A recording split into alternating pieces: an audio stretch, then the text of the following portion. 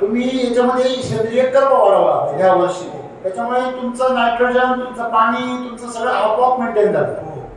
आणि तर आता एकदम सुंदर, म्हणजे बाकीचं काही असण्यापेक्षा जमीन क्वालिटी कशी वाटते तुम्हाला? एकदम सुंदर. आता भात दिसत आहे. सरांचे भात कसं आहे? चांगला आहे, एक नंबर आहे. आजच्या या वर्षीच्या काळामध्ये म्हटलं तर एकच नंबर पहा. तर तुमची जी कळवळ आहे सर, त्याचा अनुभव आता यायचा आहे मला.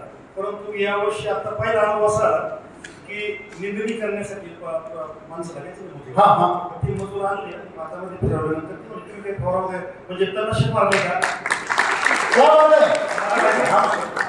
मला माहित नव्हतं. तर म्हणजे अगदी पण म्हणजे अजून अनुभव यायचा आहे. पण पहिला अनुभव सांगतो तुम्हाला. पहिला तणाचा अनुभव आमचा फार अवघड आहे. आमच्याकडे ते चिकन वगैरे करायला लागते. क्षेत्र किती आहे? सगळं क्षेत्र 1 एकर. सगळं किती? 2-3 एकर. सगळं 1 एकर केलं तुम्ही? नाही, पूर्ण शेती याच्यावरच केली आहे. बरं, मग त्या स्त्रिया काय म्हणतात? त्याच्यामुळे तुम्ही कसं तणनाशक मारले का? कारण गव्हाळ म्हणजे तण एकदम गेले, तण राहिलंच नाही म्हणे. ते तण म्हणजे आपोआप ऑटोमॅटिक. हा एक महत्वाचा भाग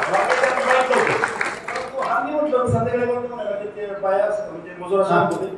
तर आम्ही तरच नाही मजुरीला आलो, पण जे आहे ते असं म्हणजे जीव गेलेलं असं पिवळं सर. म्हटलं आपण काही मारलेलं नाही. हा पहिला प्रयोग, म्हणजे पहिला व्हेरी गुड, व्हेरी गुड.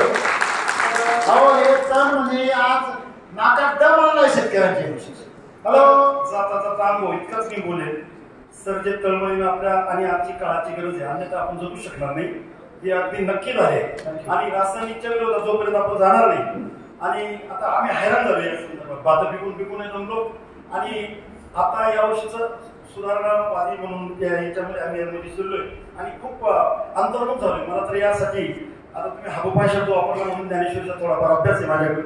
आणि तर माऊलींनी जमिनीची जी सुपीकता, त्याला मार्दवता हा शब्द वापरला. बरोबर. तर त्यामध्ये मी यायचं म्हणून तर मी लिहूनच आणली. बोला. का भूमीचे मार्दव सांगे कोंबाची लवलव, नाना आचार गौरव सुकिलनाचे. ज्ञानेश्वर मावळे बोलतोय.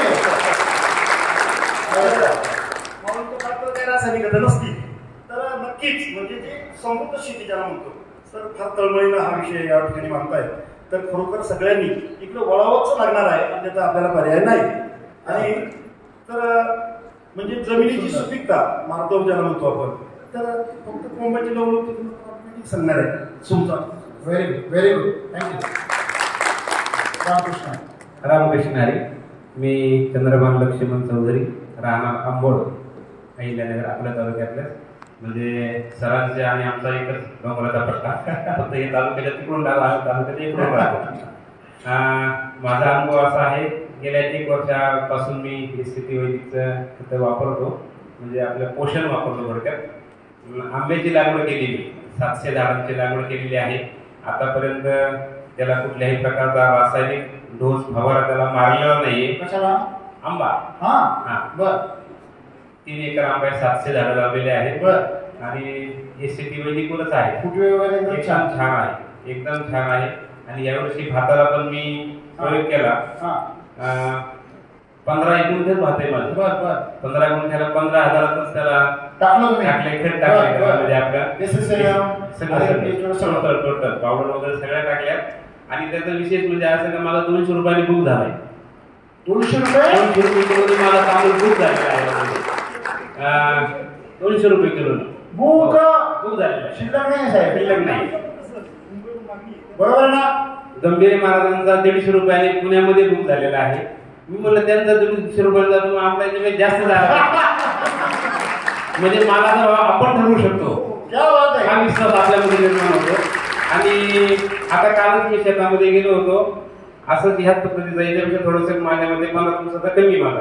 म्हणजे आता फुलवऱ्यामध्ये आहे, वावरामधून स्वच्छ